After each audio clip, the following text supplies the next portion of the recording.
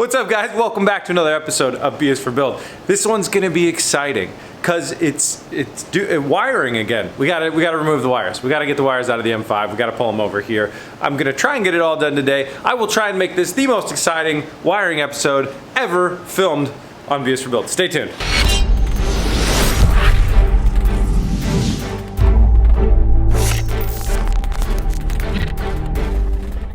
What's more exciting than a BMW M5 that's on super sketchy cinder blocks covered in gasoline on the inside? So today I might fall over, I might explode. You know, we'll have to get to work to find out. Smells toxic in here. It's like the YouTube comment section. Alright, after yesterday's learnings, I have figured out some things that need to happen. That front seat's gonna need to go. All the floor mat stuff that I've been cutting chunks out of, all that just needs to go. So we're gonna get all that stuff out of there. I'm gonna go ahead and do that right now. And then we're gonna go after the back seats.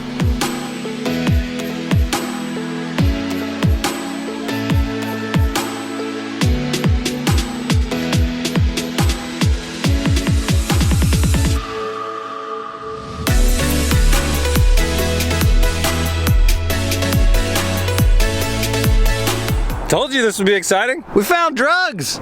It's the first time I've ever had a car and I found drugs. So I saw this pack of zigzag cigarillos, basically blunt wraps, and then the top was undone, so I opened it up to see how fresh these guys were. There's a little bit of marijuana on the top. Now you can tell that this is quite old, but it actually brings up an interesting thing. I had a friend in high school once that bought a car at auction, took it apart, and it had cocaine in it. So what you're supposed to do, as far as I know, is basically call the police department, the non-emergency line, and let them know what happened, and then let them instruct you on what to do from there, because you don't want to like throw it in your car and drive down to the police station and say you're like about to donate it or something. Donate it, you know what I mean, and then get pulled over and get in trouble. In my state though, this is totally legal to have, so that's different than a lot of states. So I'm just gonna throw that in the trash because I do not partake, along with these guys. But hey, that was interesting. Okay, so now I'm going after the rest of this carpeting here in the center section. I think it's really gonna make it a lot easier to get at the wires.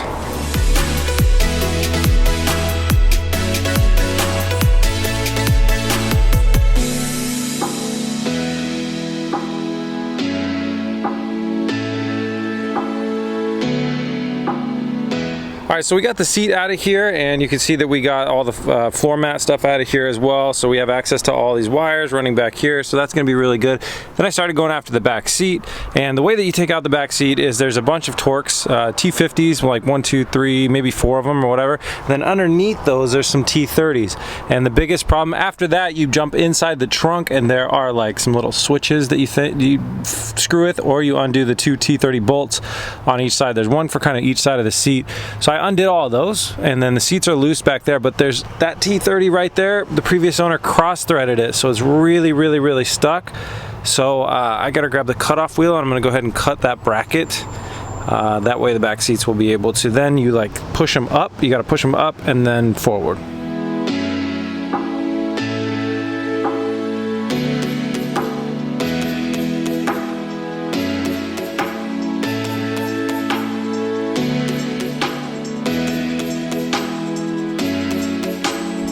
Took a while, and we killed a couple saw blades and nearly overheated the saw, but I was able to cut the head of that bolt off there and then pop the back seats out. It seems like every day, you know, like something has got to hang you up for like at least an hour, hour and a half, but that's how working on cars always seems to be. So there's a lesson. Don't cross thread bolts, huh? And if you do, just back it out and don't use it. So big looms right here, and on the other corner right there. So those go into the trunk, and unfortunately there's decent amount of wires that go into the headliner, which I'm not looking forward to stripping out all the headliner and electrics from there, but we may have to, which is a bummer. But what I was realizing is it's not really the best way to do this, is to just kind of like, I started kind of in the front middle section around here and then started working my way back, but I didn't really ever fully detach anything from the front over there. So I want to get to one end of the car and then start working my way the other way. So I've decided I'm going to work my way to the trunk from here, unplugging everything I can see, get my way all the way into the trunk, get to the very back of the car, the tail lights, and then I'm going to start unplugging and pulling looms out. So I'm going to pull them from there, pull them from here, bring them into the middle of the car, and then start working my way towards the front. So eventually we will have, you know, everything fully disconnected from the car, because right now on all 4 corners of the car there's stuff connected up. We don't want that. So I'm gonna work my way through this little opening right here into the trunk and then detach everything in the trunk.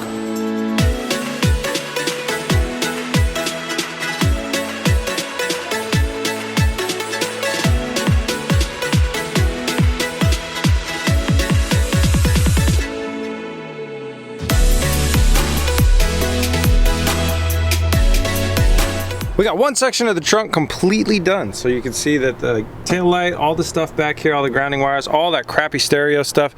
There's some unknown stereo stuff. I think this is like, this says satellite on it. So I just wrote satellite box. I have no idea what this is. This was mounted right here. If anybody knows, please let me know. It just says no GPS on it a bunch. It says Everest E60 US. No clue what that is. That right there looks like an amplifier, everything. That thing looks, smells, everything like an amplifier. So I assume that one's right. Anyways, labeled everything, pulled everything out. There's a hole right there that ran to the outside for the ABS sensor, and there's another sensor that's mounted into the fender well that I believe is probably an airbag sensor for if the car gets hit. It's one of those airbag sensors. That was my guess anyways. So got those disconnected. Now there's one main wire loom that is running kind of central, and it looks like it's running down. So I'm gonna dig in after that, and then we're gonna go this way and detach everything from this side running back forward.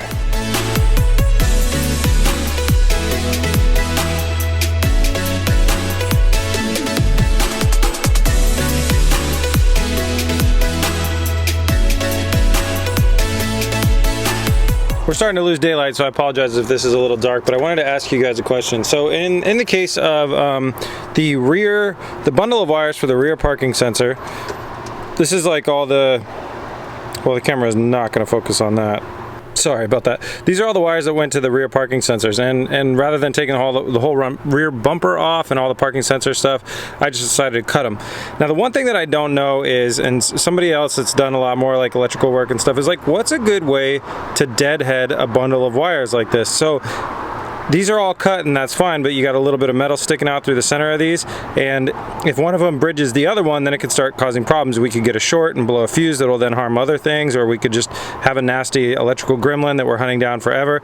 So that's why I haven't been cutting everything, because leaving the plugs helps keep everything safely deaded. But any electrical people out there know a good way to kind of say, all right, all these wires, they're screwed, or not, they're not screwed, they're not being used. I want to cut them all, but I don't want them to hit each other, because before I've had to like electrical tape each one off solo and then wrap the whole bundle up together, and it takes forever and it doesn't work very well. So if anybody's got a good idea or can link me to any products that I can buy or anything that will help me with that, it'd be greatly appreciated. All right, now I'm going to switch cameras, throw some light on this thing, and we're going to jump into here.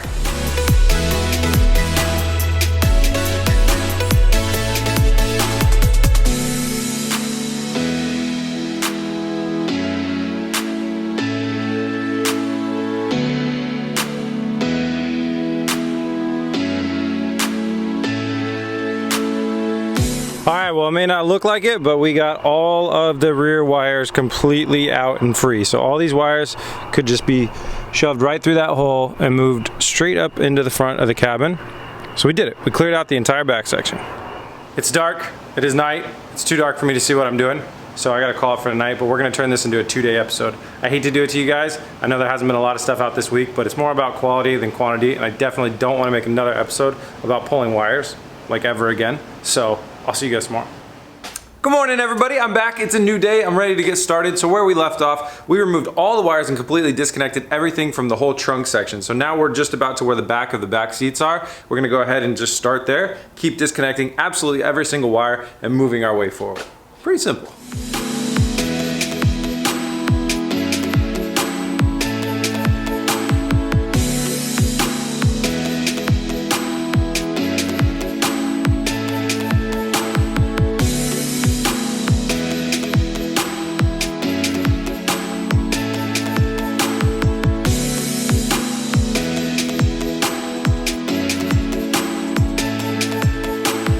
This is going really great. Without the hangups of yesterday, it's going a lot faster. So we've got everything kind of bundled up, running along, and I've been kind of zip tying it together to keep it as one bundle, running along, going all the way up to the driver's side footwell, all the way to the point where it goes into the engine bay over there and then wraps up around in there. So, and that's on both sides. We got it on both sides all bundled up. So the next thing I'm gonna do is go after that big black box of heating and cooling and stuff like that.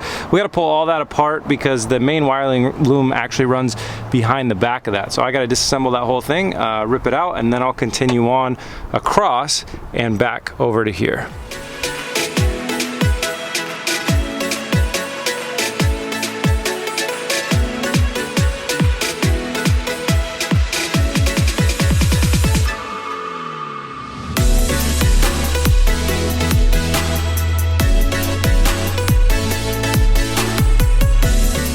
Okay, just so nobody goes through that crazy headache that I just went through of trying to remove this thing, it's actually really simple. 4 bolts in the front, no, 5. There's 2, one here, and then there's one that goes to the AC lines, and there's one here and one here. So those are basically like your vent things. You'll see them on the front in your engine bay right behind your engine. Take all those off, and then you take the 3 hoses off, not 2. You'd think there'd be 2, one going in, one going out. Oh, but no, BMW 3. Take the 3 hoses off, and then this whole thing slides off. Now, BMW experts out there, why the hell does this heater core thing have 3 hoses going into it? Somebody let me know, because that's going to help me. We're deleting this in the new car, so it's going to help me kind of simplify the system. So yeah, we have 1, 2, 3 hoses going into this radiator, and you know, I would expect there to just be 1 in and 1 out. Maybe it's 1 in and 2 out, or 2 in and 1 out. I don't know. Anyways, we got access to all our wires right there. They're right there. So now I'm going to go ahead and clean up that bundle and come around here and clean this up, and then we'll start, we're going to prepare all this for us to move over into the front, into the engine bay.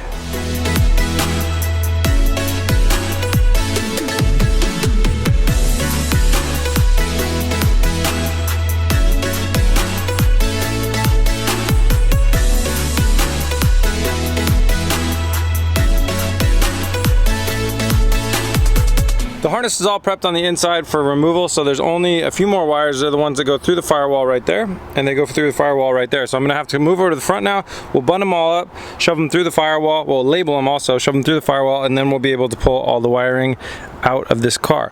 We did have to remove the gas pedal, which is over there, or the accelerator pedal if you want to be real technical about it. And if anybody ever gets stuck on that, there's a 1 bolt at the bottom, and then you actually grab it and slide it up. That took me forever to figure out. So moving on to the front.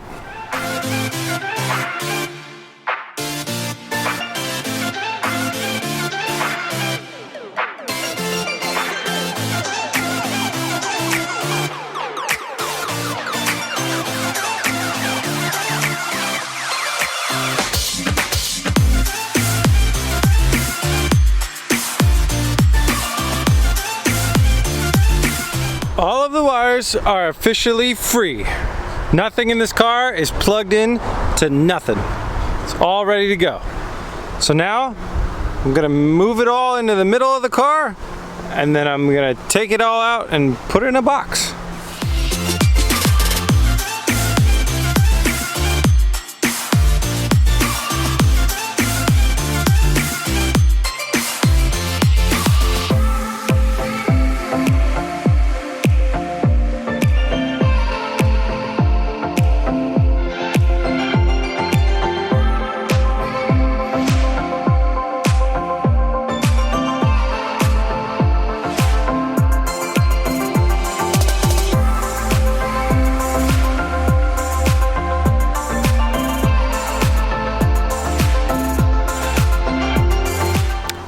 Have it.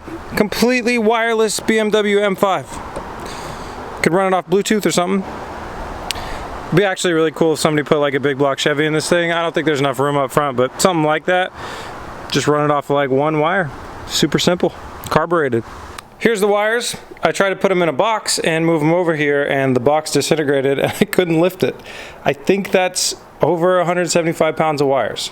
Probably at least 150 pounds of wires. I seriously could not lift it up. Now I know what you guys want to see. What do they look like on the car? At least that's what I want to see. Let's do a length measurement, wires versus car.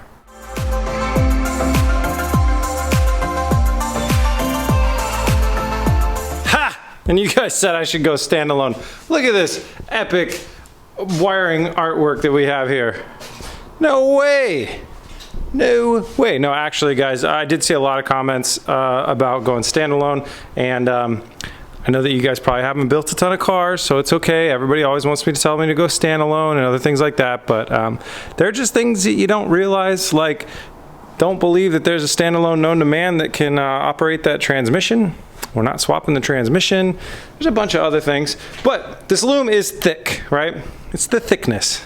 We got a little bit of extra thickness to get rid of here. We need to put this thing on a diet. I would love to go through and pull out stuff that we don't need, but if not, we will just very, very carefully run it along there on the floorboards, do little wraparound things and hide them and stuff like that and go around. But this is the, this is the path, just like it was in the other car. Things are a little long in the front. We'll work on those, but overall, I am not too scared. There's a lot of hiding of boxes that we need to do. That's like the biggest thing that's got me worried, because there's just not a lot of room, but maybe the passenger's footwell will just not be super spacious.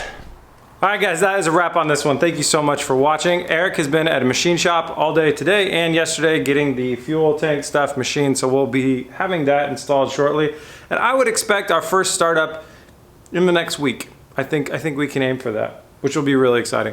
All right, guys, thanks so much for watching. Please be sure to tune in to the next one. Check out our free app, D is for Drift. It's a very fun mobile drifting game available on iOS and Android. Link is in the description. Also, follow us on Instagram. Link is in the description as well, or just search for B is for Build. I'll see you guys soon. Peace!